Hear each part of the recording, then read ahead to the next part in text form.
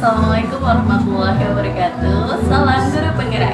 Saya Eka Susilawati SPD, calon guru penggerak angkatan 11 Kabupaten Siak, akan melakukan sesi pra-observasi untuk aksi nyata modul 2.3 coaching untuk supervisi akademik bersama rekan sejawat saya, Ibu Titin Sumarni, guru bidang studi biologi di SMA Negeri 2 Tualang. Dan adapun tujuan dari sesi pra-observasi ini adalah untuk mengetahui atau mempersiapkan observer ketika sedang melakukan kegiatan pembelajaran di dalam kelas. Baiklah, langsung saja kita ke sesi pra-observasi tersebut.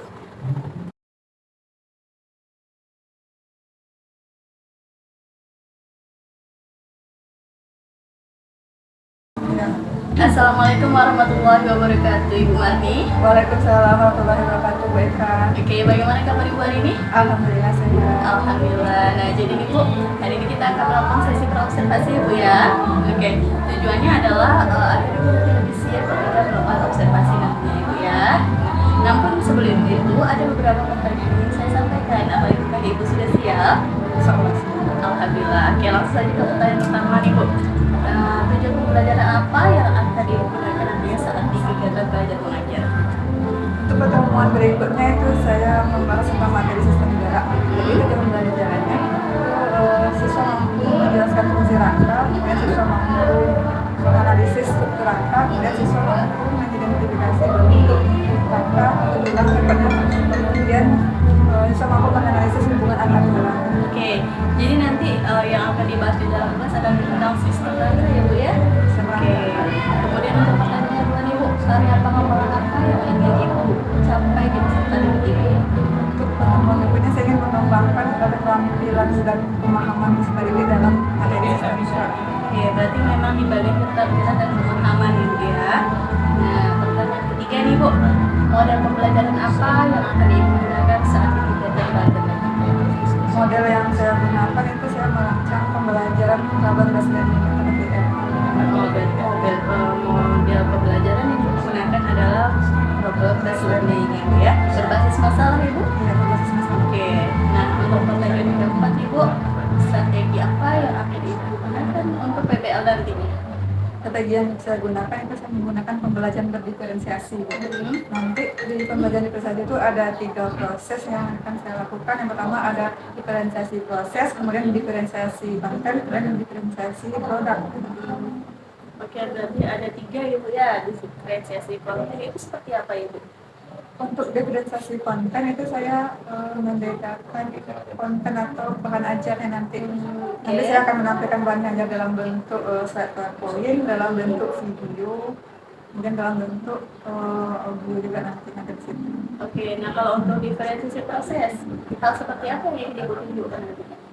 Untuk diferensiasi proses nanti saya akan membagi siswa tersebut dalam beberapa kelompok. Oke, dan untuk diferensiasi produknya Bu? Untuk diferensiasi produk nanti saya akan memberikan kebebasan kepada siswa tersebut untuk memilih jenis produk yang akan mereka gunakan. Mereka boleh memilih dalam bentuk slide PowerPoint, boleh memilih dalam bentuk video, atau boleh dalam bentuk tertulis. Oke, baik, berarti memang berdiferensiasi sekali Bu ya. Oke, untuk pertanyaan kelima nih Bu, tadi diferensiasi proses Ibu ada membagi kelompok ya Bu ya. Ya. Bagaimana cara Ibu membagi kelompok tersebut? Untuk kelompok siswa itu saya membaginya berdasarkan asesmen diagnostik sebelumnya. Jadi sebelum mulai belajar saya akan memberikan asesmen diagnostik kepada siswa. Nanti hasil dari asesmen tersebut nanti saya akan memilah mana yang ada 3 kelompok nanti. Ada yang memiliki kemampuan akhir, ada yang memiliki kemampuan menengah, dan kelompok yang memiliki kemampuan kurang. Oke, berarti Ibu membagi kelompoknya berdasarkan kemampuan dan pemahaman mereka ya Bu ya. Oke. Nah, untuk pertanyaan nomor 6 Ibu, asesmen apa yang akan Ibu gunakan dalam kegiatan belajar tersebut? Dalam kegiatan belajar nanti saya akan menggunakan penilaian sikap, penilaian pengetahuan, dan penilaian keterampilan. Oke. Nah, selanjutnya Bu ya, nanti kita akan menggunakan sasaran kelasnya kelas berapa ya Bu ya? Nanti sasaran kelasnya itu di kelas 11 kan yang materi sendiri, tepatnya di kelas 11 juga. Oke, jam berapa Ibu? 3 jam pertama. Oke, 3 jam pertama ya Bu ya. Nah, jadi Untuk pertanyaannya itu cukup sampai di sini. Saya harap nanti setelah melakukan observasi Ibu jadi lebih siap ketika melakukan observasi nanti Ibu ya. Saya berharap semoga rencana pembelajaran Ibu sudah sesuai dengan modul ajar yang sudah Ibu siapkan. Nah, untuk selanjutnya setelah kita melakukan observasi nanti, Ibu masih bersedia melakukan pasca observasi dengan saya? Insyaallah. Alhamdulillah, terima kasih Ibu. Nah, sekian sesi praobservasi dari saya, Eka Susilawati, bersama rekan sejawat saya, Ibu Didit Sumani.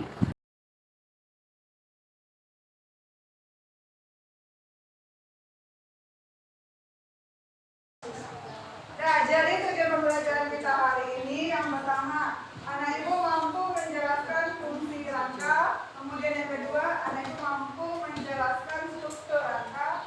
Kemudian yang ketiga, anak ibu mampu mengidentifikasi jenis tulang berdasarkan bentuknya. Kemudian yang terakhir, anak ibu mampu menguraikan hubungan antar tulang.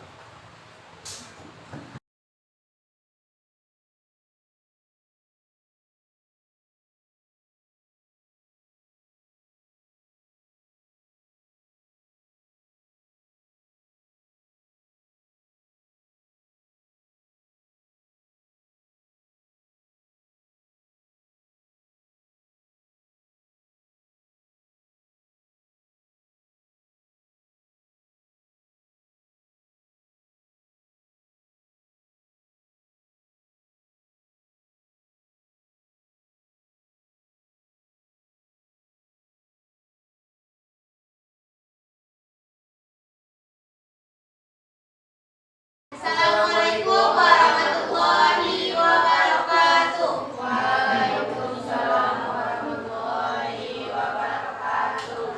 Oke, baik. Selamat pagi semuanya. Pagi. Perkenalkan, kami dari kelompok 5 akan mempresentasikan tentang rangka tubuh. Perkenalkan, nama saya Tumus Dian sebagai moderator.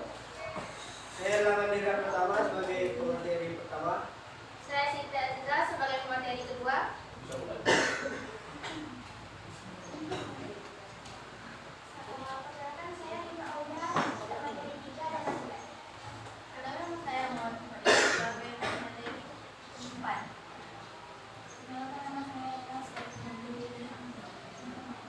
Oke, baik. Pengertian tentang rangka tubuh akan dijelaskan oleh Angga. Pengertian rangka tubuh yaitu struktur pendukung tubuh yang terdiri dari tulang dan sendi yang saling terhubung.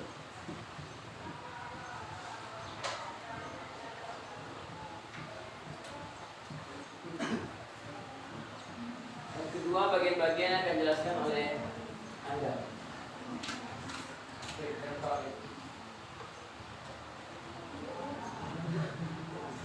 Yang di kepala namanya tulang tengkorak, tarsa dan jari-jari kepala.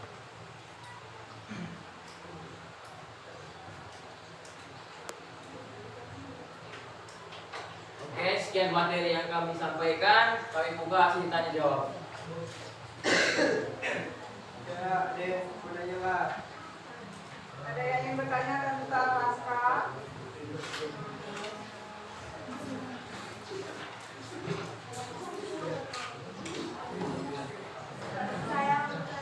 Oke, baik ini. Perkenalkan namanya. Perkenalkan, nama saya Indra Sumandarita dari kelompok 4. Sebutkan fungsi dari rangka tubuh manusia.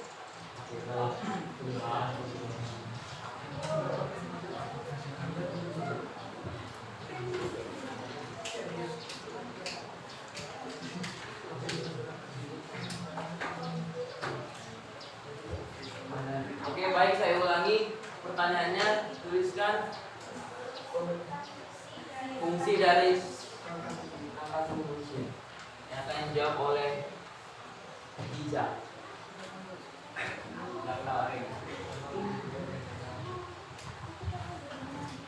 Baik, saya akan menjawab pertanyaan dari ini. Rangka tubuh berfungsi memberikan bentuk dan postur tubuh. Yang kedua, melindungi organ-organ yang lunak. Yang ketiga, menyangga berat badan, misalnya tulang leher, tulang belakang, dan tulang pelvis.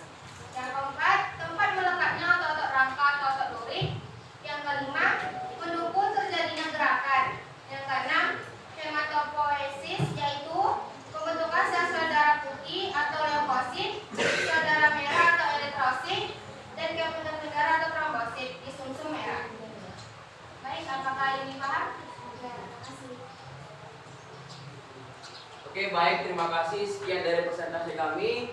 Kami tutup dengan Wabillahi taufiq wal hidayah. Assalamualaikum warahmatullahi Warahmatullahi wabarakatuh. wabarakatuh. Waalaikumsalam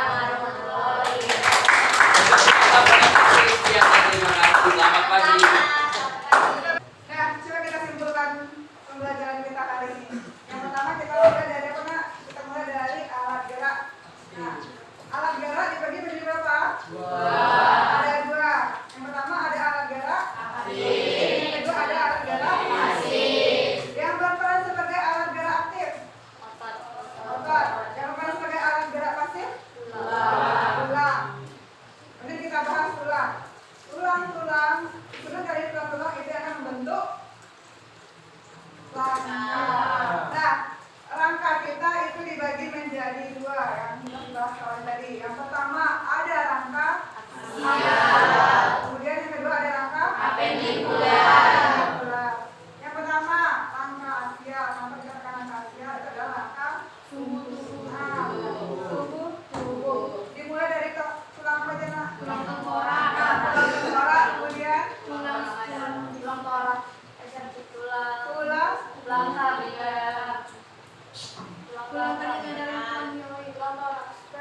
Kemudian tulang apa lagi? Tulang dada atau sternum. Kemudian apa lagi? Tulang rusuk atau kostae. Kemudian tulang belakang. Kemudian apa lagi? Dah saja. Itu untuk rangka aksial. Kemudian yang kedua ada rangka apendikular. Apa itu rangka apendikular? Rangka yang anggota geraknya bebas. Meliputi tulang apa aja? Ekstremitas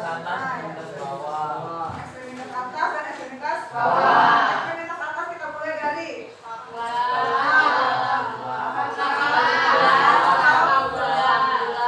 tulang bahu, clavicula,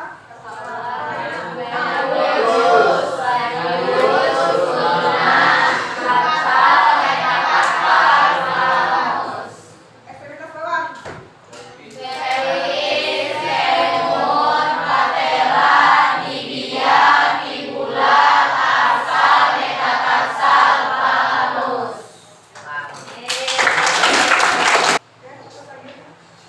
Nah, sekarang silakan keluarkan buku latihan.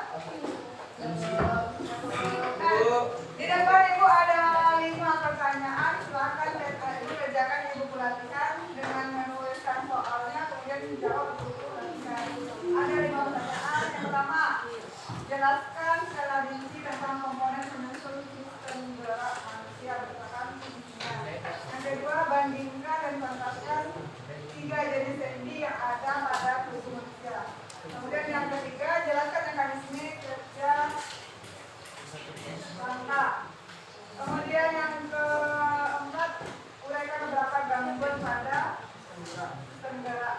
Dan jelaskan sendinya menjaga sistem gerak bagi kesehatan kita. Nah, kerjakan dulu aja.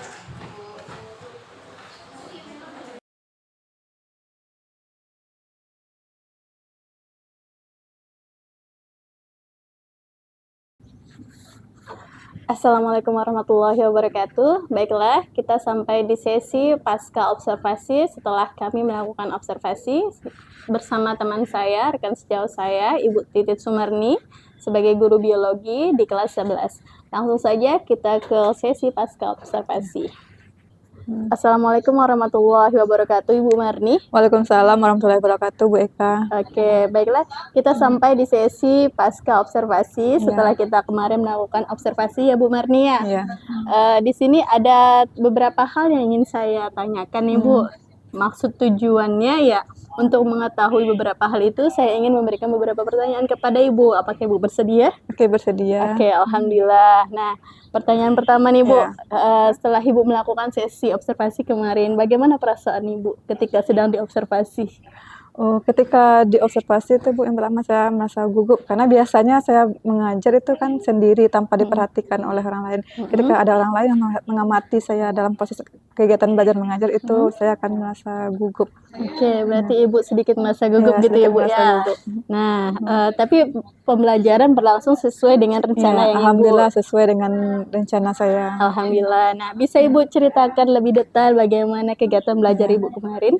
Alhamdulillah proses kegiatan belajar mengajar kemarin itu berjalan lancar Bu, di mana saya sudah menyampaikan sesuai dengan alur modul yang saya buat, saya rancang, di mana sesuai dengan alur sintak yang saya rancang, kemudian sudah memperlihatkan tujuan pembelajaran, sudah meliputi juga kegiatan pembelajaran berdiferensiasinya, dimulai dari kegiatan berdiferensiasi proses, berdiferensiasi konten, dan diferensiasi produknya. Iya, saya juga kemarin sudah melihat, memang sudah muncul Ibu menggunakan model pembelajaran based learning ya Bu ya? Iya. Nah, di situ PBL berarti Ibu memunculkan masalah dan anak-anak menanggapi masalah tersebut ya Bu ya? Benar. Saya juga sudah melihat Ibu memang melakukan diferensiasi Ibu, dan sudah muncul juga diferensiasi kontennya, kemudian ada diferensiasi proses, dan ada diferensiasi produknya ya Bu ya? Iya. Oke, untuk pertanyaan selanjutnya nih Bu, ketika Ibu sedang melakukan kegiatan belajar mengajar tersebut, apakah Ibu ada menemui kendala Ibu? Kalau untuk kendala itu saya temui itu di awal persiapannya Bu, dimana pada proses persiapan itu kan menggunakan infocus dan laptop, jadi membutuhkan waktu untuk menghidupkan laptop, kemudian mengkoneksikan laptopnya ke infocus. Nah, menurut saya pada saat persiapan itu membuang waktu, butuh waktu yang lama, sehingga waktu yang terbuang itu sia-sia. Oke, iya. Nah, kemudian ya untuk yang kedua, untuk siswa, menurut saya siswa pada saat proses kegiatan belajar kemarin tuh kurang aktif, kurang banyak yang bertanya. Oke, berarti tadi kendalanya di efisiensi waktu ketika memasang fokus ya Bu ya? Iya. Kemudian yang kedua itu siswa kurang aktif ya Bu ya?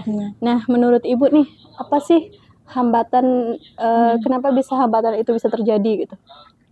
Kalau menurut saya untuk hambatan yang pertama siswa tadi ya Bu, karena biasanya proses kegiatan mengajar itu mengalir seperti biasa. Nah, pada saat proses kegiatan mengajar kemarin tuh karena ada observer, menurut saya siswa itu merasa takut untuk bertanya, takut salah untuk mengungkapkan pendapatnya, sehingga hanya beberapa anak saja yang memiliki keberanian untuk mengungkapkan pertanyaannya. Oke, berarti tidak semua anak aktif dalam pembelajaran ya Bu ya? Oke. Kemudian nih Bu, untuk pertanyaan selanjutnya, nah bagaimana cara Ibu untuk menghadapi hambatan-hambatan itu, atau bagaimana solusi dari Ibu gitu? Untuk solusi yang pertama, hambatan pertama untuk persiapan.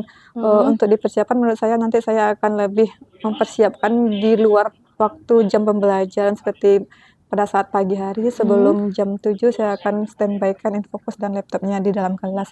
Kemudian untuk siswa, saya akan lebih memberikan kesempatan kepada siswa yang kurang aktif, seperti saya memberikan kesempatan terlebih dahulu kepada dia untuk bertanya, baru diikuti dengan siswa yang lain. Oke, berarti memang Ibu upayakan untuk masuk terlebih dahulu ya Bu ya, supaya tidak membuang waktu pelajaran Ibu ya Bu ya, ketika memasang fokus. Terus juga Ibu berusaha untuk anak tersebut semuanya terlibat aktif di dalam belajar ya Bu ya. Oke, nah nih Bu, pertanyaan terakhir nih Bu. Kapan nih rencananya akan Ibu lakukan solusi yang tadi Ibu sebutkan tuh? Untuk solusi yang saya sebutkan tersebut akan dilaksanakan pada proses kegiatan belajar berikutnya nanti. Oke, berarti pada kegiatan belajar berikutnya ya Bu ya. Nah, baik Bu, untuk beberapa hal yang ingin saya ketahui sudah saya dapatkan, terus saya juga sudah melihat bagaimana proses pembelajaran Ibu memang sudah sesuai dengan rancangan modul yang Ibu buat, dan memang sudah sesuai dengan kemarin langkah-langkah dalam sesi praobservasi kemarin ya Bu ya. Alhamdulillah Ibu sudah melakukannya dan berjalan dengan baik. Terima kasih Bu sudah membersamai saya dari dari sesi praobservasi, observasi, dan pasca observasi ya Bu ya. Sama-sama Bu. Baik, sekian sesi pasca observasi dari saya bersama rekan sejawat saya Ibu Titin Sumarni. Saya tutup sesi ini dengan ucapan alhamdulillah. Assalamualaikum warahmatullahi wabarakatuh.